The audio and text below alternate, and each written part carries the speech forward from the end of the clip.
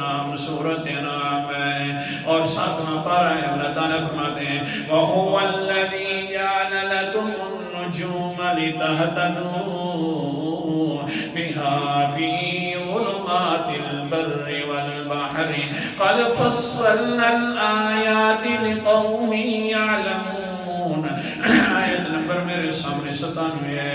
اللہ تعالیٰ فرماتے ہیں وہی ذات ہے جس نے بنایا ستاروں کو لِتَهْتَدُوا بِهَا فِي ظُلُمَاتِ الْبَرِّ وَالْبَحْرِ، تاکہ تم اپنے زندگی والے جو راستے اور مقصد ہوتے ہیں، تاکہ تم اپنے راستے پالو، خشکی والے بھی راستے اور آسمان اور تری والے بھی راستے۔ ہاں ملا جو ہوتے ہیں ستاروں کو دیکھ کر اپنی منزل کو پہچانتے ہیں، اسی طرح اگر کوئی انسان بھول جائے خشکی کے راستے کے اندر تو پھر بھی وہ ستاروں کو دیکھ کر اندازہ لگایا کرتے تھے۔ پہلے قسم کے لوگ جو تھے، اے انسان یہ ستارے بنانے کا مقصد جو ہے راستہ بتلانا مقصد ہے، ویسے میں نے نہیں بنائے۔ اللہ اکبر، ستارے آسمان کے ہیں تو دنیا کا راستہ کا پتہ چل جاتا ہے۔ ستارے ایمان کے صحابہ کرام ہیں تو جنت کے راستے کا پتہ چل جاتا ہے۔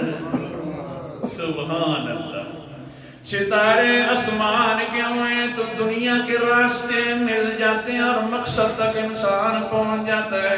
لیکن جس وقت ستارے ایمان کے آ جائیں تو اللہ اکبر کبیرہ، قال النبی صلی اللہ علیہ وسلم اصحابی کالنجوم فبأیہم اقتدیتم اہتدیتم، میرے صحابہ ستاروں کی طرح ہیں، جس کے بھی پیچھے لگو گے فاہتدیتم، ہدایت پالو گے۔ ادھر بھی اگر ستارے آسمان کے پیچھے لگو گے تو ہدایت راستہ پالو گے، ادھر بھی ایمان والے ستارے ہیں، ان کے پیچھے لگو گے تو ایمان کا راستہ پالو گے۔ اللہ اکبر کبیرہ۔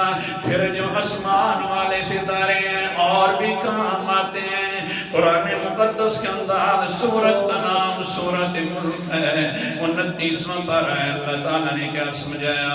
قربان جاؤں اللہ کے سمجھانے سے۔ اللہ تعالیٰ فرماتے ہیں وَلَقَدْ زَيَّنَّا السَّمَاءَ الدُّنْيَا بِمَصَابِيحَ، آیت نمبر 5 ہے۔ مجھے اپنی ذات کی قسم ہے، ہم نے آسمان دنیا کو خوبصورت بنایا ان ستاروں کے ساتھ۔ یعنی کیا مطلب ہے؟ آسمان کی سجاوٹ بنائی، زینت بنائی تو ان ستاروں کے ساتھ۔